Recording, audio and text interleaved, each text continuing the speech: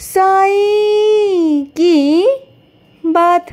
बच्चे, मैं तुमसे कहता हूँ कि अपने आप को दोष देना बंद करो मेरे बच्चे।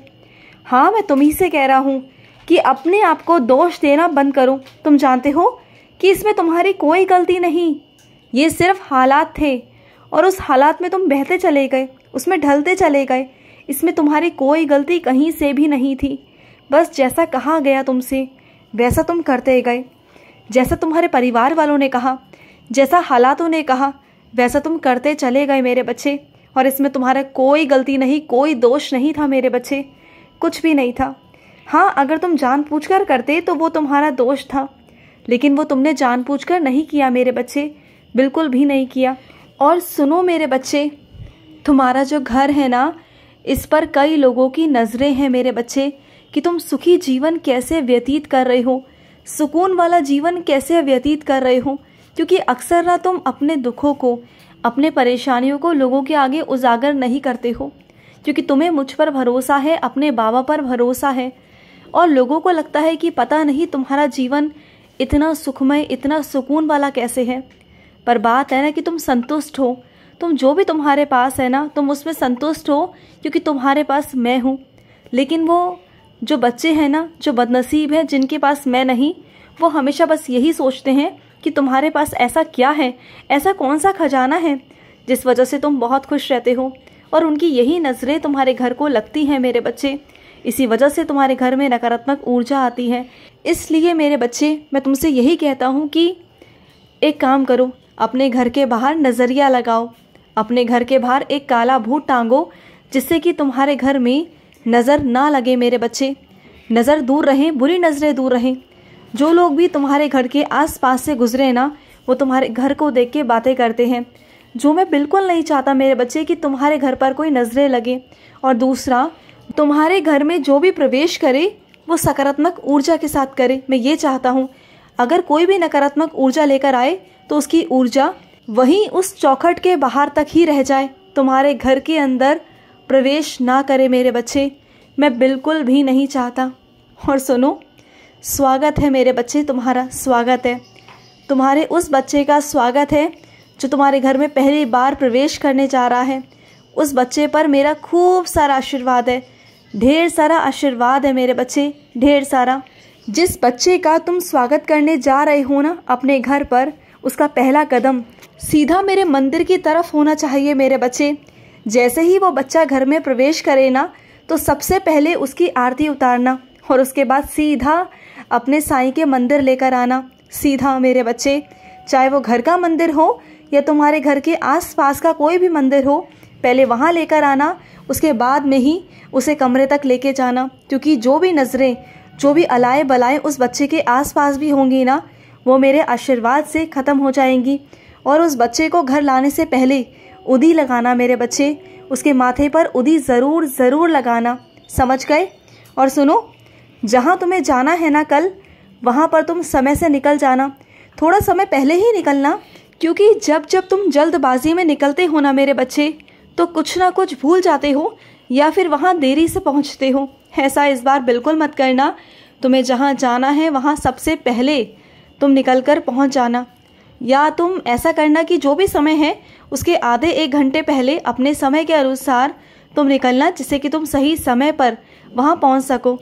क्योंकि हर बार ना तुम लोगों के आगे यही दर्शा रहे हो कि तुम कितने काम को लेकर कामचोर हो, चीज़ों को लेकर तुम नहीं कर पा रहे हो, या तुमसे नहीं हो पा रहा, या लोगों का ये कहना है कि तुम्हारा ध्यान ही नहीं है, उस काम में रुचि ही नहीं है। पर उन्हें नहीं पता कि तुम्हारे पास बहुत सारे काम होते हैं। तो कोई बात नहीं, छोड़ो, अपने काम को आगे पीछे करना और सही समय से पहुंच जाना। अगर मैं कहूं कि थोड़ा पहले ही पहुंच जाओ, 5-10 मिनट, तो कोई बिगड़ेगा नहीं, तुम्हारा पहुंच जाना मेरे बच्चे।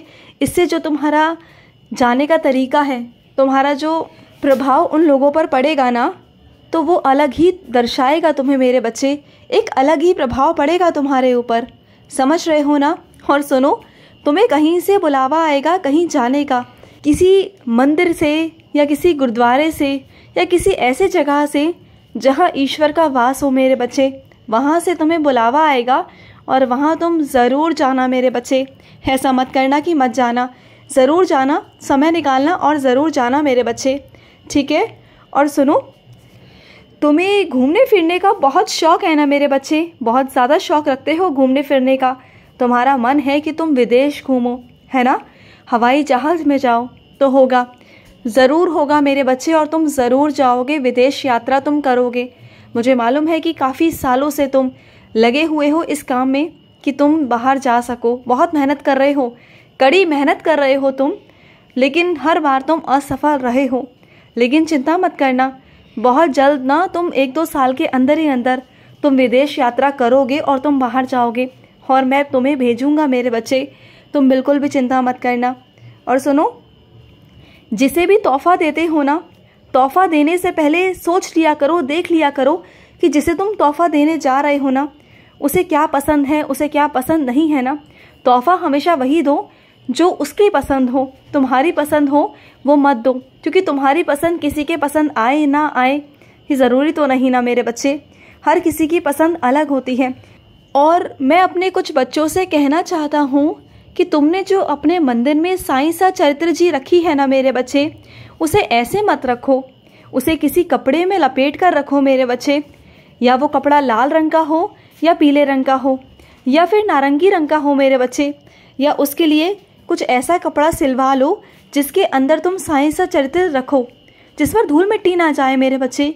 क्योंकि ऐसे अगर तुम साईं सा चरित्र रखोगे ना तो उस पर धूल मिट्टी जाएगी मेरे बच्चे। तो थोड़ा सा ध्यान से रखा करो। वो भी एक पवित्र ग्रंथ है मेरे बच्चे, वो मेरा ग्रंथ है, वो तुम्हारे बाबा का ग्रंथ है, तुम्हारे बाबा की वाणी है वो। उसमें तुम जो चाहो ना, जो भी पूछना चाहो, तुम्हें उसमें अपने प्रश्नों का उत्तर मिलता है मेरे बच्चे, और सटीक मिलता है। जानते हो ना इस बात को। और सुनो, जो भी मैं तुम्हें संदेश देता हूँ ना मेरे बच्चे, मैं जैसे तुम्हें कहूँ कि आज तुम्हें ये करना है और उस वक्त तुम्हारे पास वो चीज़ ना होना, तो परेशान मत हुआ करो कि अगर मैं तुम्हें ये कहूँ कि आज ये करना है, अगर तुम नहीं कर पा रहे हो तो परेशान मत हो कि तुम नहीं कर पाए। ये सोच लिया करो कि अगर मैंने तुमसे कहा है तो वो तुम कल, परसों, तरसों, जब भी तुम्हें समय मिले तब तुम कर लिया करो। इतना अपने आप को दुखी मत किया करो कि बाबा मैं नहीं कर पाया। ऐसा कई बार हुआ कि मैंने तुमसे कहा और तुम परेशान हो गए कि बाबा मैं नहीं कर पाया, मैं नहीं कर पाया, बाबा मैं कैसे करूं, मेरे पास समय नहीं है। तो जानता हूँ मेरे बच्चे, क्या मैं तुझे देख नहीं रहा? क्या मेरी नज़रें तेरे पर नहीं? क्या मैं देखता नहीं मेरे बच्चे? मुझे सब पता है कि तेरे पास समय बहुत कम होता है अपने लिए, तो खुद के लिए ही समय बहुत कम निकाल पाता है, क्योंकि तेरे ऊपर बहुत सारी जिम्मेदारियां हैं मेरे बच्चे। तो तू चिंता मत कर, अगर जब समय मिले तब कर लिया कर। तेरे लिए छूट है मेरी तरफ से मेरे बच्चे, कोई बात नहीं। और सुनो, तुम्हें ना किसी के लिए कुछ करना है। कोई ऐसा इंसान है जो असहाय है, जो बेसहारा है मेरे बच्चे, जिसके आगे पीछे कोई नहीं, उसका सहारा तुझे बनना होगा मेरे बच्चे। उसकी ज़िंदगी में रोशनी तेरी वजह से आएगी, उसकी ज़िंदगी में रोशन तुझे करना है। अगर तुम किसी की मुस्कुराहट बन सकते हो ना, तो ये ज़रूर करना मेरे बच्चे। ये बहुत बड़ा पुण्य का काम है, और ये सेवा ना मैं हर किसी बच्चे को नहीं देता।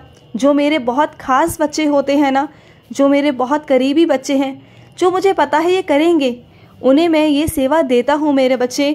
और तुम्हें मैंने ये सेवा दी है, जिससे कि तुम इस सेवा का लाभ उठाकर मेरे बच्चे अपने पुण्य कमा सको, अपने कुछ कर्मों को ख़त्म कर सको। अगर मैं तुम्हें सेवा देता हूँ ना, तो उस सेवा देने के पीछे कुछ कारण होते हैं मेरे बच्चे, कि मैं तुम्हारे कुछ कर्मों को काटना चाहता हूँ। मैं चाहता हूँ कि तुम्हारे कुछ कर्म ऐसे हैं जो कट जाएं और दूसरे की ज़िंदगी भी संवर जाए मेरे बच्चे। सोचो ना, एक चीज़ से दो काम अगर हो रहे हैं तो क्या बुराई है मेरे बच्चे, बताओ। हाँ, और सुनो, जो तुमने मोदक बनाए हैं ना, वो अकेले अपने परिवार में मत देना, वो सब में बांटना। जो तुम्हें दिखे ना उसे देना मेरे बच्चे। प्रसाद है, और प्रसाद के लिए कभी किसी को मना नहीं करते, ठीक है। खुश रहो। आज का रात्रि साई संदेश समाप्त हुआ।